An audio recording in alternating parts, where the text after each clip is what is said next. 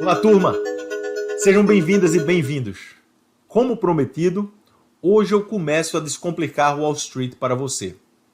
Fica aqui então agora lançado o desafio de você ter o seu investimento nos Estados Unidos. Mas antes disso, se você ainda não está inscrito no nosso canal, eu peço agora que você aproveite a oportunidade para se inscrever e não esquece de ligar o sininho de alerta para você saber quando a gente colocar novos conteúdos aqui. Ao mesmo tempo, se você gostar desse vídeo e dos próximos, não esqueça de dar um like e compartilhar com seus amigos e família. Meu nome é Leonardo Cardoso e eu sou um praticante e acadêmico de investimentos globais. Eu tenho mais de 20 anos de experiência relevante aqui nos Estados Unidos. Também sou um Chartered Financial Analyst, a maior designação que você pode obter para a tomada de decisão de investimentos no âmbito institucional. Sou natural de Recife e há 20 anos eu saí do Brasil e vim estudar finanças e economia na Universidade da Flórida. Depois de me graduar, trabalhei em empresas gigantes aqui nos Estados Unidos, como a Enron em Houston, Texas. Passei também por várias instituições globalmente reconhecidas, como Citibank, JP Morgan e outras. Recentemente eu abri a minha própria gestora de investimento registrada em Nova York, onde nós oferecemos para indivíduos, famílias e instituições assessoria, consultoria e soluções de investimentos globais. Nesse mesmo tempo, também fundei uma iniciativa educacional que se chama Wall Street Able, ou seja, lhe tornar habilitado para participar de Wall Street. Melhor ainda, wallstreetable.com. Esse é o nome que foi dado para a ideia de colocar em prática a teoria de investir. O goal é nós conseguirmos ensinar a arte e ciência de investir e operar para você. Tudo que eu prego em relação a investimentos, alocação global, diversificação do portfólio, eu coloco em prática no meu dinheiro, no dinheiro da minha família e dos meus clientes. Ou seja, eu tenho o que a gente chama skin on the game. Vamos começar essa jornada abordando o que é e por que você deve investir internacionalmente. Qual a diferença entre investir diretamente no exterior ou em instrumentos negociados no Brasil, como as BDRs? Como comprar e vender os instrumentos negociados no mercado internacional? E a dica fica que você vai precisar de uma corretora internacional, do mesmo jeito que você hoje tem uma corretora no Brasil. E por último, quais as oportunidades que existem para você melhorar as características de risco e retorno do seu portfólio? Como eu disse, essa iniciativa tem como objetivo lhe transformar em um participante do mercado internacional. O meu time e eu temos uma missão de lhe apresentar o que a gente chama do Oceano Azul, um mar de oportunidades gigante, que vai melhorar a característica, a qualidade de risco e retorno do seu portfólio. Infelizmente, o brasileiro hoje, o investidor brasileiro hoje, ele é extremamente concentrado no Brasil, e eu me refiro que eles pescam em um aquário. O mercado brasileiro é um mercado muito pequeno, como nós vamos ver. Ele pesca em um aquário e tem muito pescador. Então a nossa função é realmente trazer para você o que existe no mercado internacional, as oportunidades e ajudar você a melhorar a qualidade de risco e retorno do seu portfólio. Se você está esperando que eu vou lhe entregar um peixe numa bandeja, né, aqui agora, para você degustar, está enganado. Não adianta nem continuar seguindo esse canal. Porque isso não existe. A verdade é que essa fórmula mágica, essa receita de bolo, ela não está disponível para ninguém. Isso não acontece.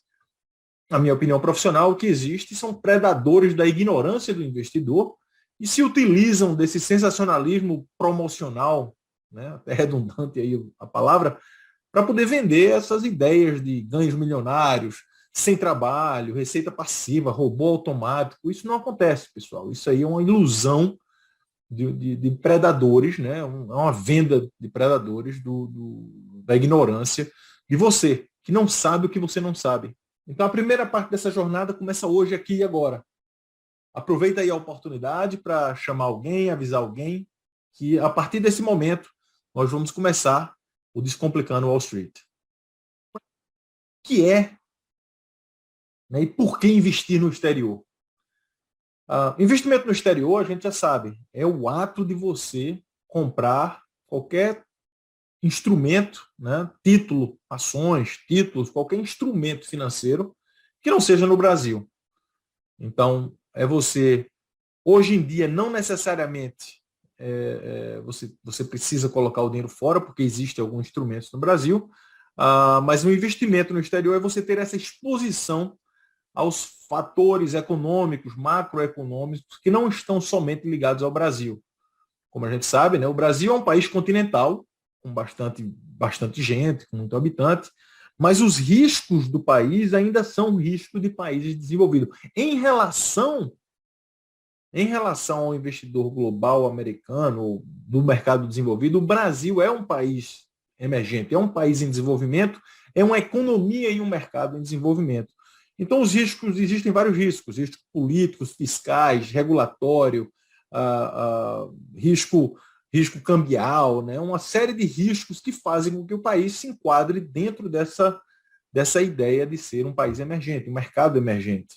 E claro que com altos riscos nós temos, então, alto retorno. Não existe dúvida para isso.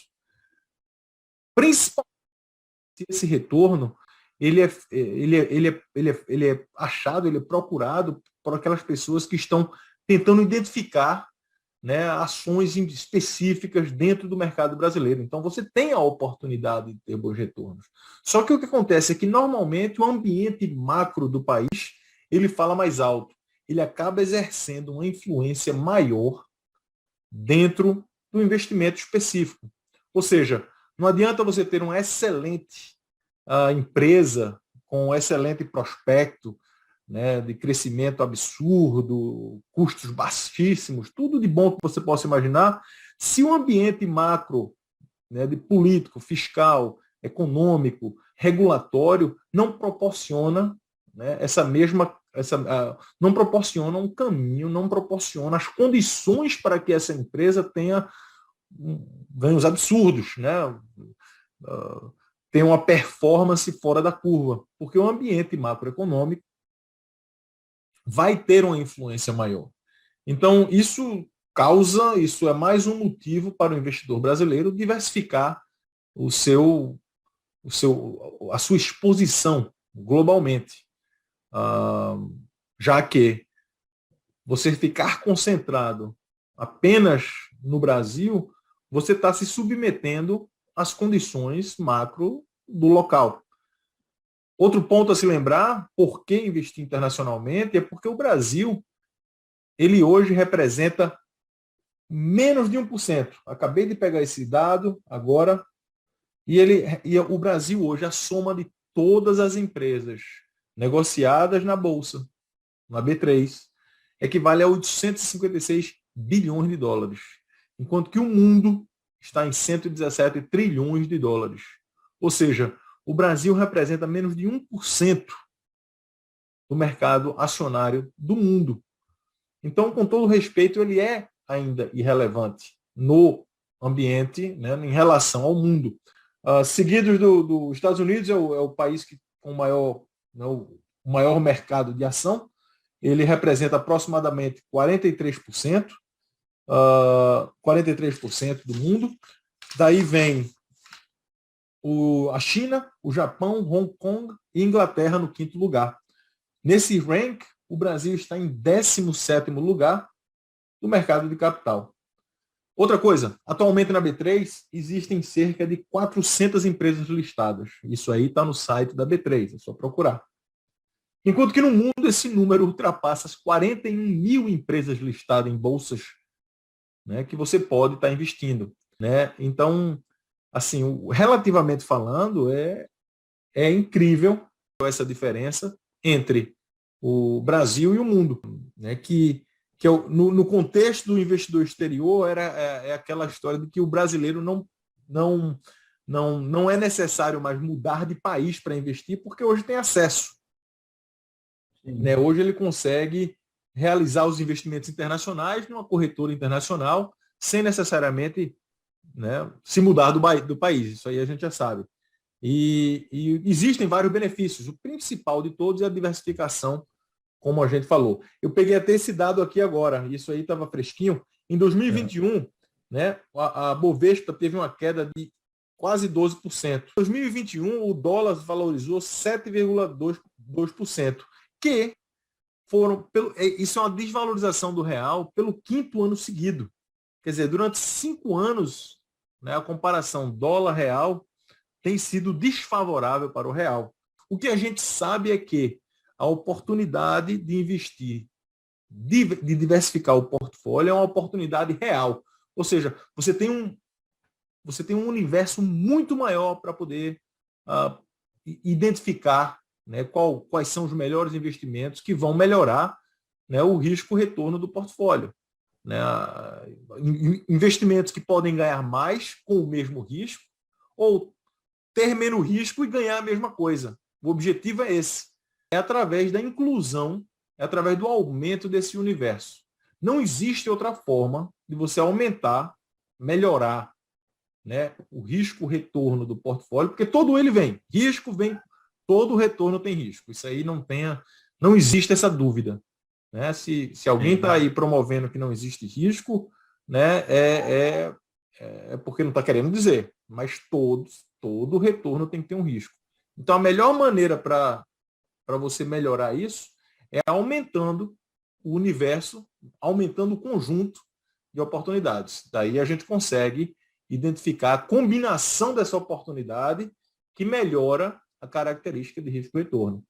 Como eu disse, diminui o risco com o mesmo retorno ou aumenta o retorno com o mesmo risco. Essa é a intenção. A gente falou um pouquinho sobre isso aí, o que é o investimento no exterior, por que investir globalmente. E eu queria terminar essa parte de porquê, falando um pouco mais detalhes sobre o mercado de ações dos Estados Unidos. Já falei o tamanho dos Estados Unidos, que representa 43% do mundo.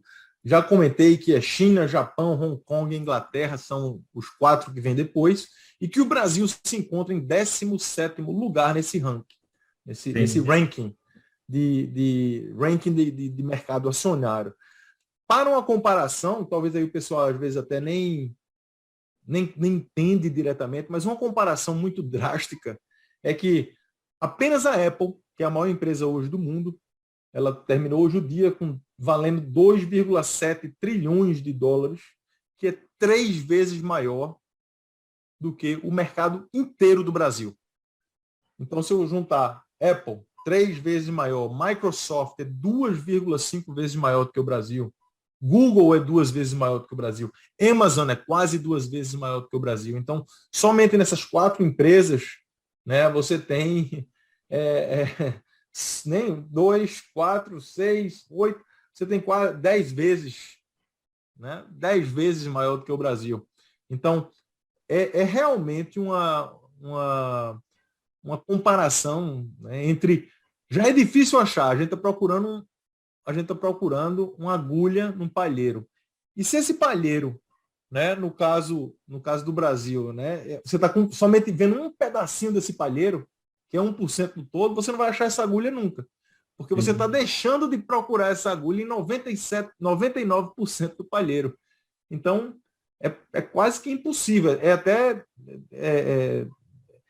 Não é desvantajoso, mas é até... a palavra que eu estou procurando até não faz nem sentido, né? É unfair para o brasileiro, né, fazer isso, apenas focalizar em 1% do todo. Você está deixando de procurar, né, boas oportunidades em 99%. Então, essa acho que era o último ponto para a gente poder passar para o próximo. E aí seria, já que um mercado global, diversificado, grande, existe tudo, na verdade, no mercado exterior, desde moedas, né, que é o mercado do FX, de Forex, que é conhecido e chamado, o mercado da compra e venda, né, do dólar em relação ao euro, em relação ao ien, em relação à lira turca, em relação ao peso mexicano, e o peso em relação ao euro, né, todas essas moedas em si, isso é o mercado de Forex, passando pelo mercado de título, mercado de ação, né, que são os conhecidos, e até pelos mercados de criptomoedas e o mercado de private equity, contratos privados, né, e oportunidades na economia real. Então, o investir no exterior, os investimentos no exterior, vão de acordo com o tamanho do mercado. Né? O mercado é grande, então você tem, né, uma gama muito maior de instrumentos, investimentos que podem ser feitos no exterior. Como fazer esses investimentos? Essa é uma outra parte que a gente ia atacar e vai atacar com mais detalhes, através das corretoras, como a gente falou. Isso aí a gente vai falar na parte 2. Mas como você fazer?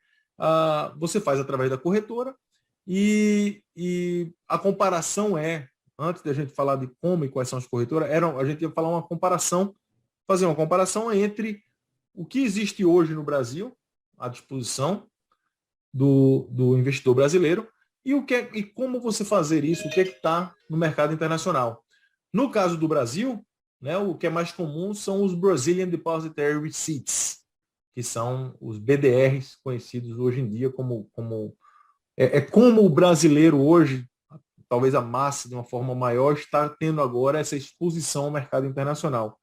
E a alternativa disso no exterior é realmente você comprar através de uma corretora internacional, você comprar esses ativos diretamente numa bolsa feita a Bolsa de Nova York, feita a Bolsa da Nasdaq, feita a Bolsa de Londres, ou de Tóquio, ou da Singapura, ou de Hong Kong, ou em qualquer outro lugar que você tenha acesso através de uma corretora internacional para fazer a compra e venda desses instrumentos. Então, um pouquinho do diferencial entre BDRs e investimento direto é que o BDR é um proxy, na verdade, né? Um contrato feito é um instrumento, não é literalmente a ação da empresa, mas é um instrumento que representativo daquela empresa. Né? É um recibo, né? Literalmente um recibo de depósito. As ações são depositadas em uma certa instituição e daí essa instituição emite, né, emite esse instrumento que é negociado no mercado brasileiro. Por isso que se chama Brazilian Depositary Receipts. Aqui nos Estados Unidos nós temos o American Depositary Receipts, que é quando empresas como Nestlé, por exemplo, ou a Nestlé ou a Teva, né, que é uma empresa israelense, ou sei lá, Adidas, e aí vai lembrar Siemens, elas podem ter o instrumento dela negociado diretamente, elas podem emitir diretamente na bolsa, ou elas podem também fazer a mesma coisa, que se chama EDA, Petrobras, Gerdau, Itaú, todas as empresas brasileiras, e agora vem na minha cabeça, né, todas essas empresas brasileiras que têm esses instrumentos negociados aqui na Bolsa de Nova York, acontece a mesma coisa. Né? Tem uma instituição que emite esse documento, esse recibo, que tem uma certa equivalência à ação doméstica, no caso, no país de origem, e aí é negociado esse instrumento, né, na Bolsa de Valores, no caso internacional. No caso do Brasil, a Apple, né, e as outras empresas que estão listadas aí no Brasil, tanto empresas quanto agora veículos de agregação que a gente chama de ETFs, os Exchange Traded Funds, que são instrumentos, né, de negociação, são veículos de investimento que também seguem o mesmo processo, emissão desses depósitos, né, para negociação. Então, isso aí é uma diferença. Acredito que a principal diferença tem duas diferenças, né? Duas diferenças mais gritantes. Tem várias outras, mas acho que são as mais importantes para a gente salientar aqui, para não estender muito essa conversa, é o fato de que o BDR ele não tem o mesmo incentivo fiscal, né, que você tem. Se eu não me engano, são R$20 mil, não tem o mesmo isenção. O BDR não tem essa isenção. Eu acho que o mais relevante, não necessariamente o mais relevante, mas tão importante quanto essa vantagem, essa desvantagem fiscal, é o fato de que o volume negociado, né, o fato da liquidez, é a consequência da falta de liquidez. Né? Na verdade, é esse o problema. Não é a falta de liquidez, é a consequência da falta de liquidez. Quando você tem quando você não tem liquidez, tem um problema. E qual é esse problema? Quando você não tem participantes ativamente negociando aquele instrumento, Isso causa o que a gente chama do spread. E pode ser que daqui a 2, 3, 4, 5, 10 anos tenham participante suficiente no Brasil para causar esse spread para diminuir. Porém, por não existir controle de capital, essa é a minha opinião profissional, tá? Agora, por não existir um controle de capital, a facilidade com que as instituições podem ter um investimento diretamente no exterior, ultra high net worth, né? Por eles terem investimento diretamente no exterior, o que acontece é que o volume, o grosso do volume, tende sempre a sair do Brasil e a ser negociado aqui nos Estados Unidos. Então, eu acho que para que uma BDR, um Brazilian Depositary Receipt, tenha a mesma característica de liquidez de um ativo negociado aqui nos Estados Unidos, no New York Stock Exchange, quer dizer, não vai acontecer. Não vai acontecer. I'll take it back. Não tem como acontecer. Vou pegar um número aqui agora fresquinho, 0 quilômetros, para você, onde hoje foi negociada na Apple, só hoje, no dia de hoje, 86 milhões de ações negociadas a um valor de mercado de 14 bilhões de dólares. Vamos ver quantas ações da Apple foram negociadas. E olha que a Apple é uma das maiores, né? Apple no Brasil, qual é o ticker aqui, ó? O 34BZ. Diferença. Então, Apple negociada nos Estados Unidos, nós temos 86.075.166 ações negociadas até agora, 5h41 da tarde, horário dos Estados Unidos. Enquanto que isso, no Brasil, foram negociadas apenas 547 mil ações, 540.124 ações, a um volume de apenas 47 milhões de dólares, enquanto que nos Estados Unidos foram negociados 14 bilhões de dólares. Ou seja, a probabilidade disso aqui, desse volume chegar perto de 86 bilhões é praticamente nula. Praticamente não, é nula. Não vai acontecer. Né? Então, isso vai causar sempre com que exista uma diferença muito grande entre o valor de compra e o valor de venda. Né? Onde você vai ter esse chamado problema de spread, né, do preço, problema de spread do preço. Então, eu acho que esse é o maior problema para o investidor brasileiro, é o fato de que se você precisar executar uma venda, ou se você quiser fazer uma compra imediata, você sempre vai ter um preço pior do que você teria caso você esteja negociando essas ações diretamente aqui nos Estados Unidos. Agora, para algumas pessoas isso faz sentido, ter é melhor do que não ter. Né? Eu acho que na função aqui de orientador, de mentor, de instrutor, né, ter é melhor do que não ter. Ou seja, se você, dependendo do valor investido, se você só pode ter no Brasil e não pode ter uma conta internacional, então é melhor ter do que não fazer, porque aí pelo menos você está diversificando. Agora, sabendo desse problema, né? Sabendo do problema que você está tendo esse problema de spread, sabendo que isso é uma desvantagem para você. De novo, se você aí ainda não entrou para subscribe aqui no canal, essa é a oportunidade, fazer mais uma vez. Se gostou do conteúdo, dá um like.